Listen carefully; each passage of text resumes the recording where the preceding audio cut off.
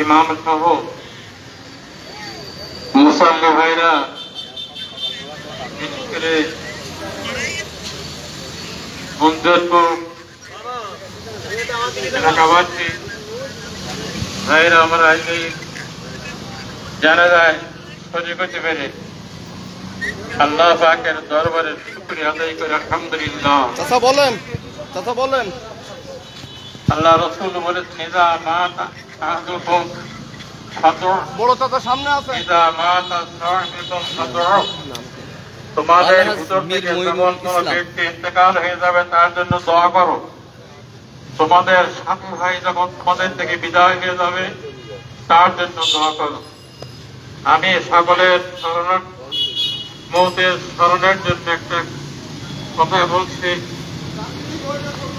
মাটির নিচে বাড়ি আমার, মাটির নিচে ঘর, দুনিয়াতে আপনরাই সবাই হবে পর। এমন দেশেতে যাইবে রে মন, যেই দেশে নাই ঠিকানা। এমন ঘরে থাকবে রে মন, যেই ঘরে নাই বিছানা। ভাই বিরাদার পুত্র স্বজন কেউ তো সঙ্গে যাবে না। টাকা পয়সা দানান কোটা কারোর সঙ্গে থাকবে না। সম্মানিত উপস্থিতি, আমি মঞ্জুরপুরের অধিবাসী, আমার অধিবাসী ভাই, বিশেষ করে সম্মানিত সংসদ বীর মোস্তফা রবি, আমরা সব ছেলে কলেজের একসাথে পড়াশোনা করতে আমার বন্ধু, তাই আপন ভাই, তাই জানে যে আমরা শরীরের আল্লাহ দরবারে শুকরিয়া আদায় করছি। জামিয়া মসজিদের এখানে মসজিদ সম্মানিত ইমাম সাহেব সংক্ষিপ্ত দুটো কথা বলবেন। ওসিয়াত অনুভূতে জানালার নির্দিষ্ট ইমামই পড়বেন। তবে মৌত নির্ধারিত, সময় কিন্তু অবধারিত, সকলেই স্মরণ রাখবে। মৌত কিন্তু নির্ধারিত, সময় অবধারিত। তিনটে ফরজ দিন আমরা সবাই লক্ষ্য করবো। জানালার সময় নিয়ত করবো, তালাইকে পড়বো, তাকবীর বলবো, সাথে সাথে তিনটা সুন্নতের কথা সবাই কাজ করে দেয়। সানা বলবো প্রথম তাকবীরে, দ্বিতীয় তাকবীরে দরুদ ইব্রাহিম, তৃতীয় তাকবীরে মাইতের জন্য দোয়া, চতুর্থ তাকবীরে দুই পায়ে সালাম ফিরে নামাজ সমাপ্ত। তিনটা সুন্নত, তিনটা ফরজ আর একটা ওয়াজিব। আমরা সকলেই যেন আদায় করতে পারি। আমাদের সকলে আল্লাহ পাক তৌফিক দান করুন। মসজিদের ইমাম সম্মানিত ইমাম সাহেব উনি সংক্ষিপ্ত দুটো কথা বলবেন।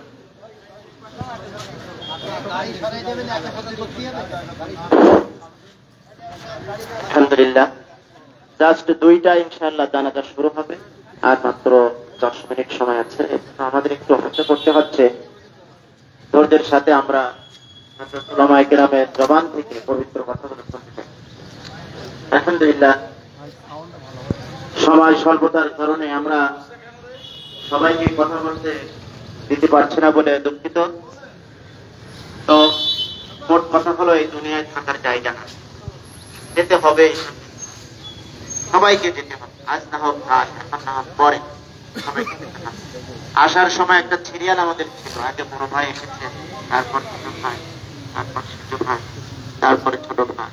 কিন্তু যাওয়ার সময় কিন্তু সিরিয়াল থাকে না। দেখেন আজকে সেজ ভাই চলে যাচ্ছে, বড় ভাই একটা বেঁচে আছে। এইটা আমাদের এই মৃত্যু থেকে শিক্ষা নিতে হবে। রাসূল পাক সাল্লাল্লাহু আলাইহি ওয়াসাল্লাম আমাদের জন্য একটা নসিহত রেখে গেছেন। এই মৃত্যু, সব মৃত্যু একটা নসিহত।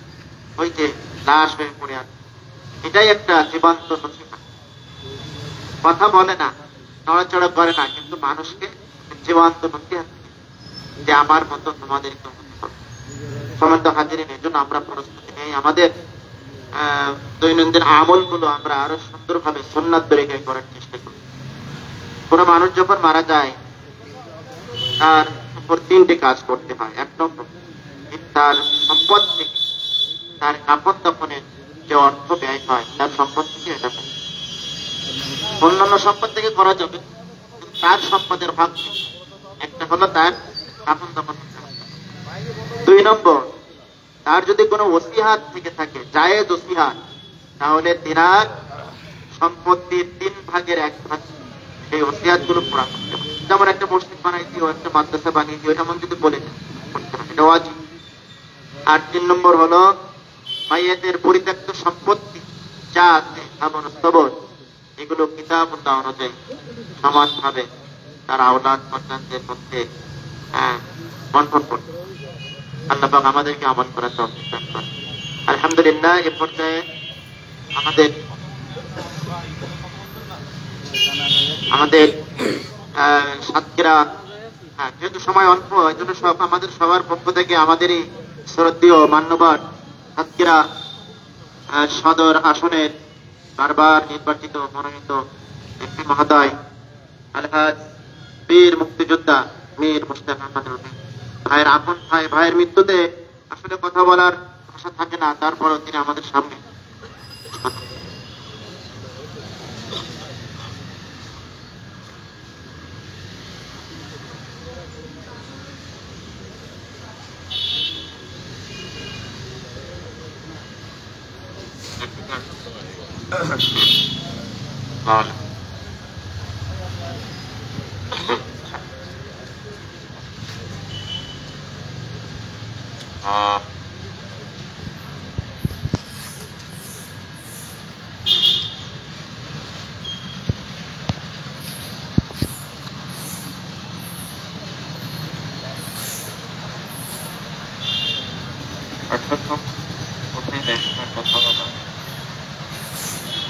ছোট ভাইটি অনেক কষ্ট করেই মারা গেল।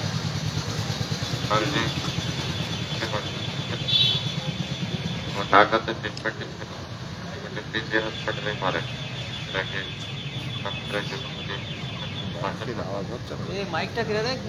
যাই হোক, আসলে এটাই হলো সবার ভালো কথা, সিরিয়াস থাকবে, যার থাকবে সিরিয়াস থাকবে, সবাইকে যেতে হবে।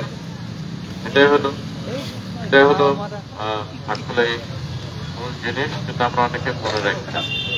মৃত্যু যে অনিবার্য, যেখানেই থাকি না কেন, যাই করি না কেন, মৃত্যু অনিবার্য, এই কথাটি আমরা মনে রাখি না। প্রায় জায়গায় যে কোনো জানা যায় যাই কথা বলার সুযোগ থাকে, আমি এই কথাটাই বলি। এটা যদি কারোর মনে থাকে যে আমাকে মরতে হবে, দুনিয়া ছেড়ে চলে, সেক্ষেত্রে কোনো অন্যায় করতে পারে, পাপ করতে পারে। মইনু আসলে 5 থেকে 6 বার হজ করে মানুষ, নামাজ কোন সময় বাদ দিত, সৎ ছিল তোর আগে, যা মনে চাইতো অনেক সময় অনেক জিনিস আমি বলতাম এটা বলিস না, তারপর হয়তো বলে দিত, কিন্তু ওর মনটা ছিল খুব পরিষ্কার। তো এই যে কষ্ট করে, আমি শুনেছি, জানি না, যে কষ্ট করে যে মানুষের মৃত্যু হয়, কষ্ট পায় মৃত্যুর আগে, তার গোনা যা মাফ হয়। আল্লাহ পাক আশা করি আমার এই ভাইটি মাফ করে দেবেন এবং জান্নাতুল ফেরদৌস এবং মানুষের জন্য খুব করত। আজকে যতগুলো মানুষ আমার সাথে দেখা করতে আসছে, সবাই কিন্তু তার কর্মকাণ্ড নিয়ে আমার সাথে কথা বলে, কি কি করতো না করতো ইত্যাদি। আমার কাছে অনেক বকা খাইতো এবং বকা খাই কিন্তু লোকজনের কথা। তো যাই হোক, আমার ধারণা খুব যে একটা সাসপেকশন নিয়ে মারা গেল এটা আমার মনে হয় না। আল্লাহ তাকে ভালো করুন, আর আত্মার মাগফিরাত কামনা করি। এবং আপনারা যারা এসেছেন কষ্ট করে, জানা যায় আপনাদের প্রতি অনেক কৃতজ্ঞতা। আপনারা সবাই আমার এই ছোট ভাইটির জন্য দোয়া করবেন। একটি কথা বলা অবশ্যই উচিত, 1971 সালে মুক্তিযুদ্ধের সময় ও ছোট ছিল, কিন্তু অফুরন্ত অবদান। আমি ছিলাম না, বিভিন্ন জায়গায় যুদ্ধ করে বেড়াতাম, আব্বা পলিটিক্যাল মোটিভেটেড ছিল ক্যাম্পের, লাকিও বিভিন্ন জায়গায় যুদ্ধ করার পরে ক্যাম্পে ইন্সপেক্টর ছিল। ও পুরা যেহেতু আমরা গোটা ফ্যামিলি ইন্ডিয়াতে ছিলাম, ও রেশন তুলে নিয়ে যেত, অনেক কষ্ট করতো, ভীষণ সীমাহীন কষ্ট করতো, আর ওর স্মরণ শক্তি ছিল মারাত্মক ভালো। যাই হোক, রোদের মধ্যে আপনাদের কষ্ট হচ্ছে, আপনাদের সবাইকে আবারও ধন্যবাদ দিয়ে আমার ভাইয়ের আত্মার মাগফিরাত কামনা করে আমি কথা শেষ করছি। আসসালামু আলাইকুম, ভালো থাকবেন সবাই।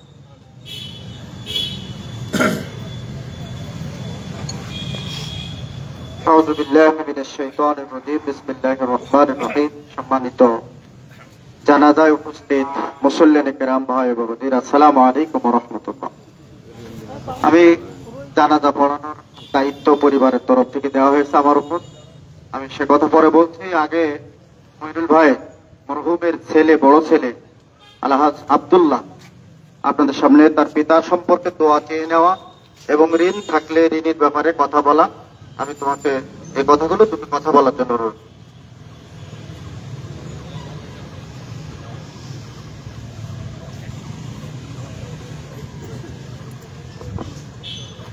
আসসালামু আলাইকুম।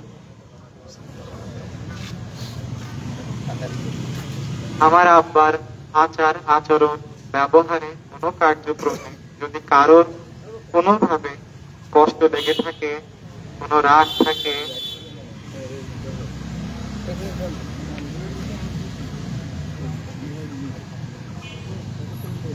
আপনারা আমার আব্বুকে ক্ষমা করে দিবেন মন থেকে। আমি আমার আব্বার হয়ে আপনাদের সবার কাছে ক্ষমা প্রার্থনা করছি। আর কারোর যদি কোনো ঋণ বা দেনা পাওনা থাকে তাহলে আমাদের সাথে যোগাযোগ করবেন, আমরা ইনশাআল্লাহ চেষ্টা করব পরিশোধ করার জন্য। আর সবাই আমার আব্বার জন্য দোয়া করবেন।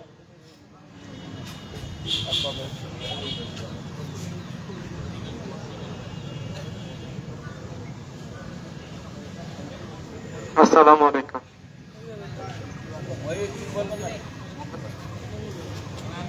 বিসমিল্লাহির রহমানির রহিম। কুল্লু নাফসিন যায়িকাতুল মাউত। প্রত্যেক প্রাণীকে মৃত্যুর স্বাদ গ্রহণ করতে হবে। আমরা অনেক বক্তব্য শুনেছি, পৃথিবীতে আসার সিরিয়াল আছে, যাওয়ার কোনো সিরিয়াল নাই। বড় ভাই আমাদের সামনে হাজির, তিনি বক্তব্য রাখলেন। সেজু ভাই আমাদের থেকে বিদায় নিয়ে চলে যাচ্ছে। আমরা সবাই যাকে এখন বিদায় দিতে যাচ্ছি, উনি আমাদের সকলের কাছে মইনুল ভাই নামে পরিচিত। আমাদের সবার কাছে আমাদের মইনুল ভাই, আমাদের প্রিয় মইনুল ভাই। ওনার সাথে সত্যি কথা বলতে 2007 সালের থেকে আমার যে সম্পর্ক আমার ইমামতির জীবনে, 2007-এ আমি যখন আসানিয়া মিশনে ইমামতি করতে আসি, তো আমার মইনুল ভাই ফজর নামাজ থেকে শুরু করে ঈশা পর্যন্ত উনি আমার পিছনেই নামাজ পড়তেন। আর যদি কোন সময় নামাজ পড়ার পরে একটু চা খেতে যাবে, আমি ছাড়া উনি চা খেতে যাবে না। উনি একটা পেজি খেলে আমার একটা পেজি দেবে। ঠিক এইভাবে যেখানে উনি বসতেন তার দোকানে বা হোটেলে, আমি এটাও দেখেছি যদি কোনো দুজন লোক বসে থাকতো, দুজন লোককে উনি খাওয়া দিত, পেজি দিত, খাবার দিত, চা দিত। মানে একদম অময়িক তার ব্যবহার ছিল এবং মানুষের সাথে এত মিষ্ট ভাষায় আলাপি ছিল। তিনি একজন সদ আলাপি এবং নামাজি এবং আল্লাহর ঘরের মেহমান। আমরা আমাদের প্রিয় মইনুল ভাইয়ের জন্য দোয়া করছি, আল্লাহ তাআলা যেন তার ছোট বড় সমস্ত গুনাহগুলো মাফ করে দেন। সবাই বলে আল্লাহুম্মা আমিন। আল্লাহ যেন তার জীবনের সব নেক আমলগুলো কবুল করে নেন এবং বিনিময় আল্লাহ যেন তাকে জান্নাতুল ফেরদাউস দান করেন। সবাই বলে আল্লাহুম্মা আমিন। বক্তব্য দেওয়ার আর সময় নেই, আমি দিতেও চাই না, অনেক বক্তব্য হয়েছে। আমরা এই সত্য, এই বাস্তব বক্তব্যটা মেনে নেই। এই খাটিয়ার উপরে আমাদের সবার একদিন উঠা লাগবে। তো কেউ আগে কেউ করে, অতএব উঠার আগে আমরা আপনার কোরআনের সিদ্ধান্ত অনুযায়ী ওয়ালা তামুতুন্না ইল্লা ওয়া আনতুম মুসলিমুন, তোমরা মুসলমান না হয়ে মৃত্যুবরণ করো না। তা আমরা যেন সবাই মুসলমান হয়ে মৃত্যুবরণ করতে পারি, ইমানদার হয়ে আল্লাহর কাছে ফিরে যেতে পারি, কবরে যেতে পারি। আল্লাহ যেন হাসরে মানে ডান হাতে আমাদের আমলনামাটা দেন, আর আরশে আজিমের ছায়া যেন মাথার উপরে আসে। নবীজির হাতে হাউজে কাউসারের পানি যেন আমরা পান করতে পারি এবং রাসূলের সুপারিশ নিয়ে আমরা যেন আল্লাহর জান্নাতে যেতে পারি। আল্লাহ যেন আমাদেরকে তৌফিক দান করেন। সবাই বলি আল্লাহুম্মা আমিন। আমরা এখনই জানাজা করব, 2 বেজে গেছে, মাইকে ঘোষণা হয়েছিল জাস্ট 2টায় জানাজা। আর রোদের ভিতরে আমরা লম্বা কথা বলবো না, আমরা শুধু এখন জানাজার জন্য কাতার আগে সোজা করবো। আমি দেখছি কাতারটা খুব বেশি সোজা হয়নি, একটু তো নতুন মাথায় দেখে গেছে। আমরা কাতারগুলো সোজা করে দাঁড়াই, ফরজে কিফায়া জানাজা আমরা কিবলামুখী হয়ে ইমামের পিছনে আদায় করতেছি, আল্লাহু আকবার। এরপরে দোয়াগুলো জানা থাকলে বলবেন, না জানা থাকলে এমনি থাকবেন, কিন্তু আল্লাহু আকবার শব্দটা আমাদের মনে মনে বলতে হবে। আল্লাহু আকবার, তাকবীর তাকবীর, এই তাকবীরের পরে সালাম ফেরানো। আমরা সবাই জানাজা পড়ি এবং আমাদের জানা আছে, এই জন্য আমি আর ব্যাখ্যা আকারে বললাম না, সংক্ষিপ্ত ভাবে বললাম। ইমামের পিছনে চার তাকবীরের সহিত ফরজে কিফায়া সালাতুল জানাজা আদায় করতেছি, আল্লাহু আকবার।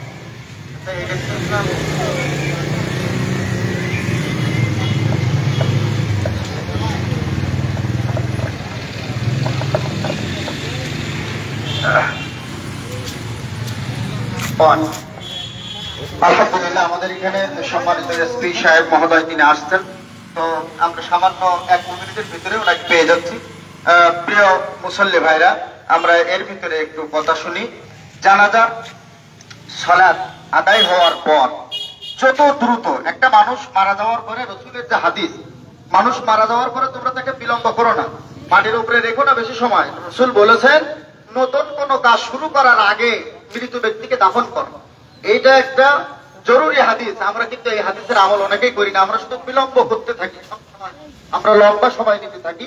তবে যত সম্ভব লাশ সামনে রেখে বক্তব্য না বাড়িয়ে, এই জায়গার জন্য বলছি না, আমরা আরো যে জানাজাগুলো পড়বো সামনে, লাশ সামনে নিয়ে শুধু লম্বা বক্তব্য দিয়ে আমরা সময় ক্ষেপণ করবো না।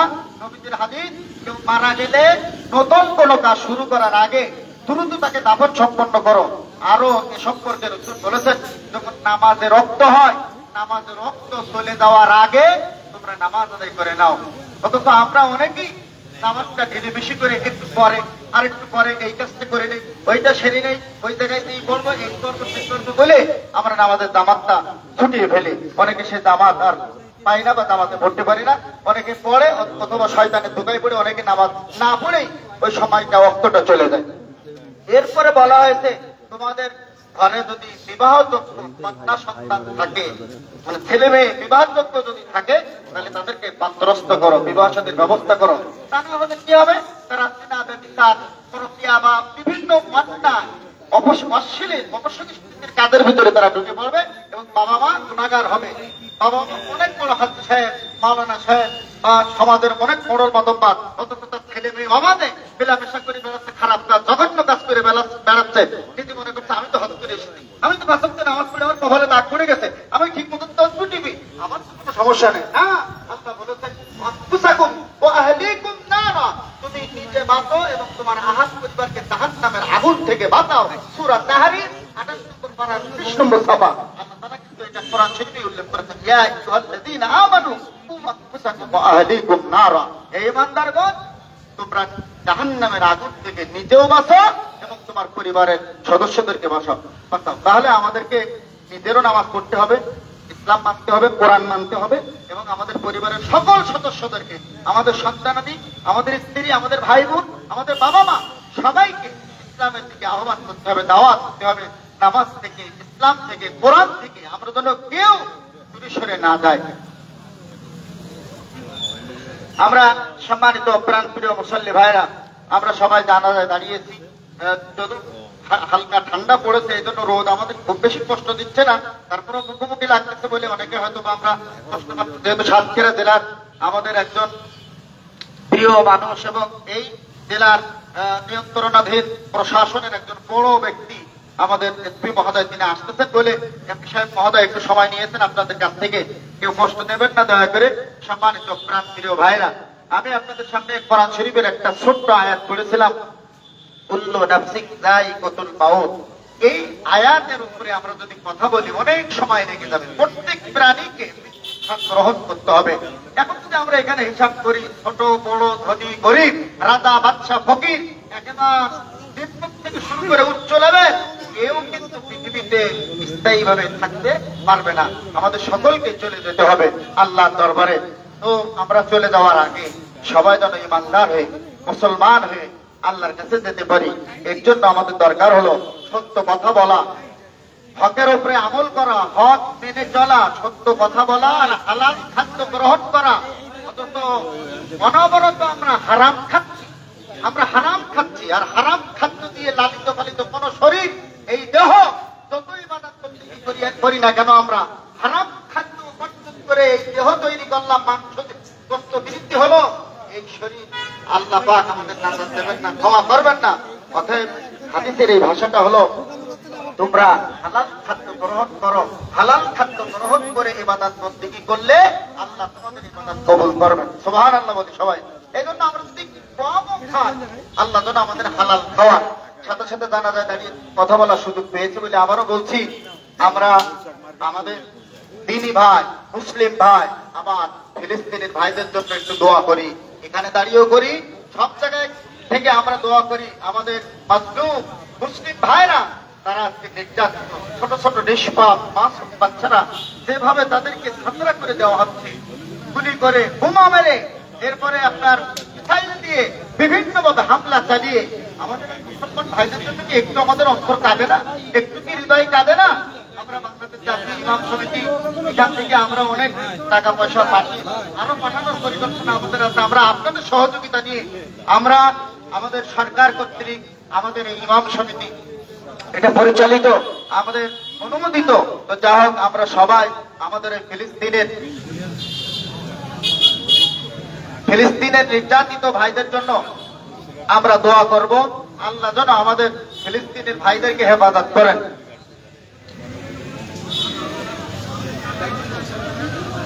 আমরা সবাই কথা না বলি, সবাই কথা না বলি।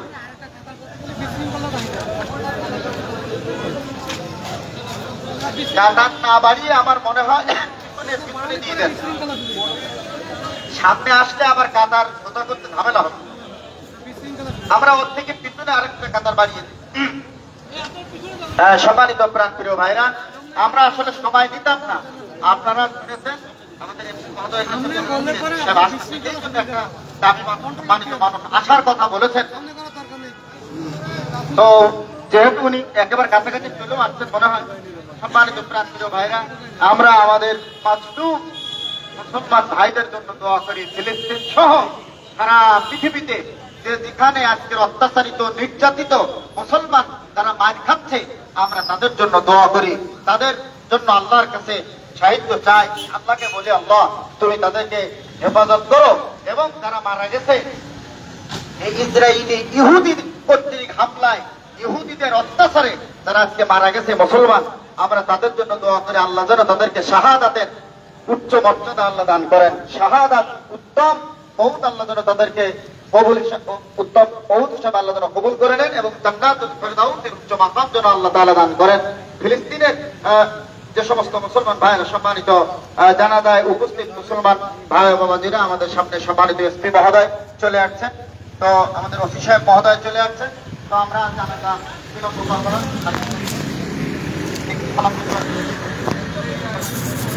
আমাদের সম্মানিত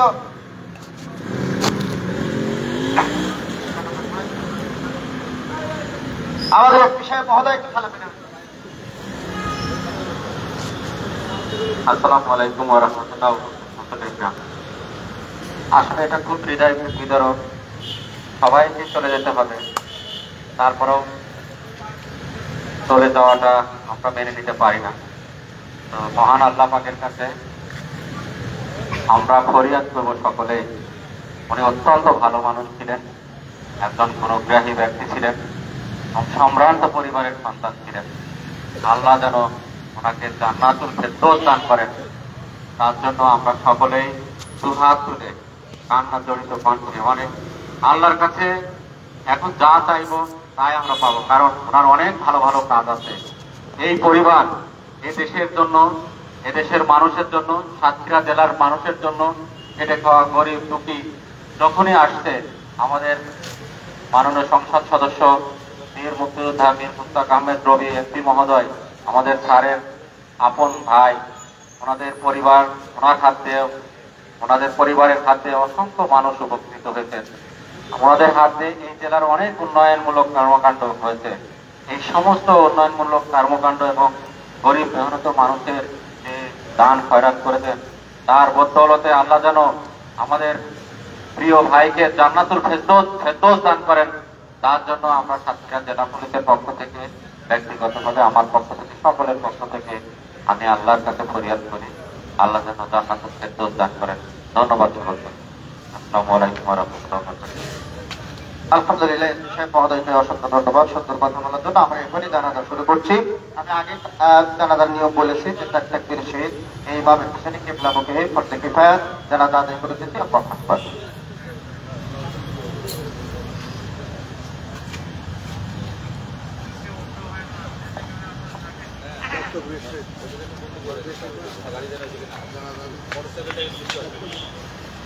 আল্লাহু আকবার।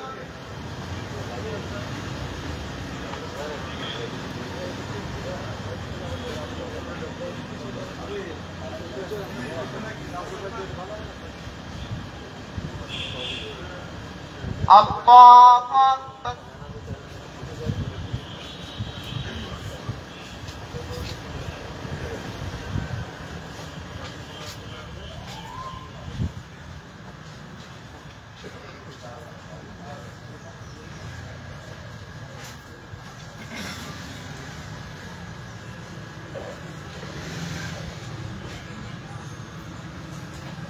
আল্লাহু আকবার।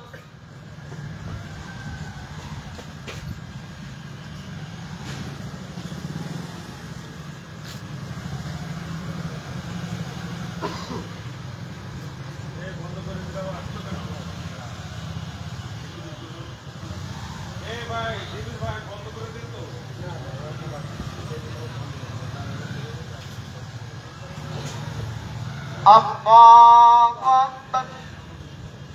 আসসালামু আলাইকুম ওয়া রাহমাতুল্লাহ। আসসালামু আলাইকুম ওয়া রাহমাতুল্লাহ।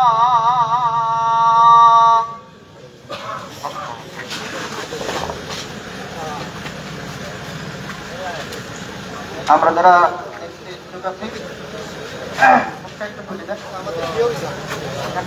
আমরা দেখে চলে যাই।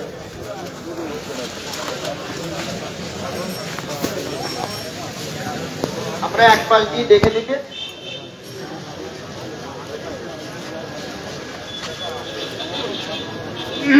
আপনারা এক দিক দিয়ে দেখে চলে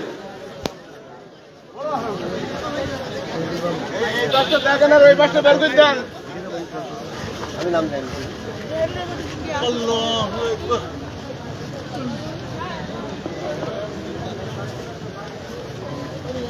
এই আপনি গাড়িটা টানবেন নি না ফাটাই যাক আগে টান।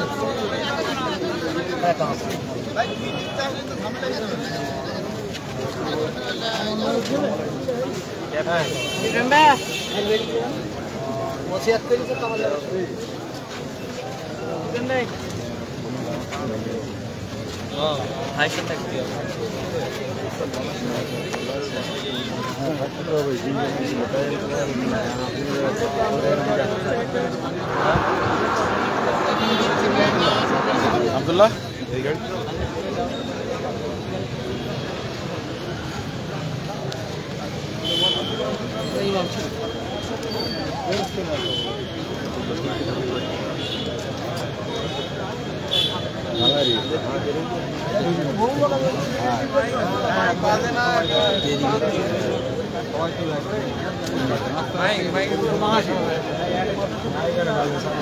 সামনের দিক দিয়ে বেরিয়ে যান, এদিকে আসতে দিয়ে না।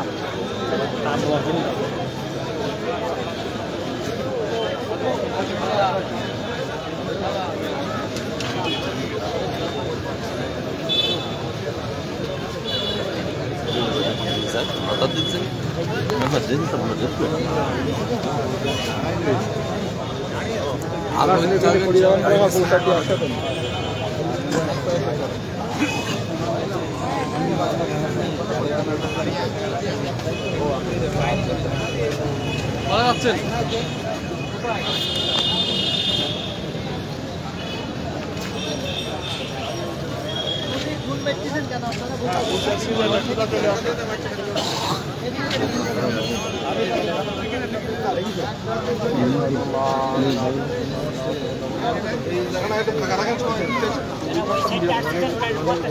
ওই পথে আসেন, আপনারা ওই পথে আসেন, সব ওই পথে আসেন।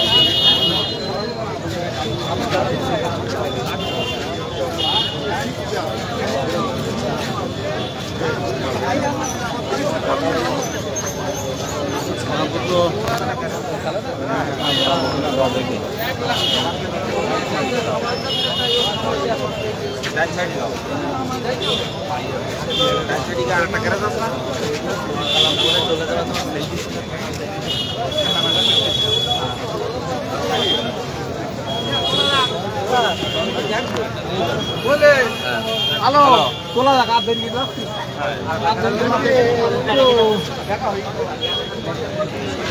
আর 2 মিনিট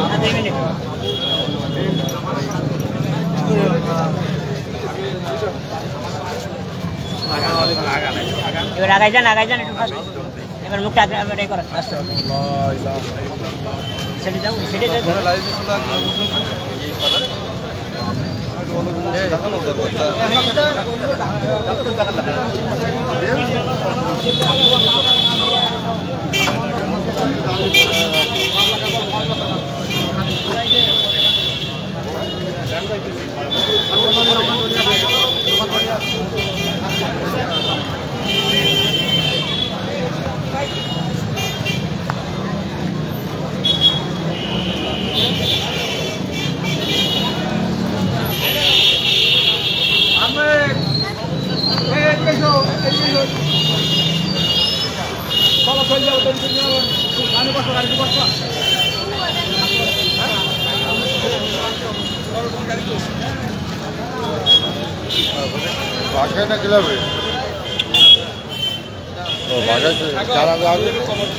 দর্শক সাতক্ষীরা 2 আসনের মাননীয় সংসদ সদস্য বীর মুক্তিযোদ্ধা মীর মোস্তাক আহমেদ গভীর সেজু ভাই আলহাজ মইনুল ইসলাম ঢাকার একটি হাসপাতালে ইন্তেকাল করেন।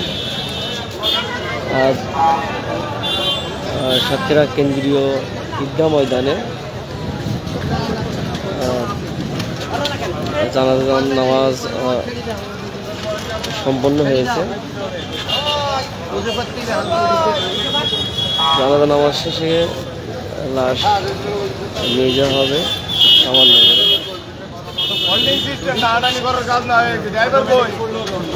অটোমেটিকলি হয়ে যাবে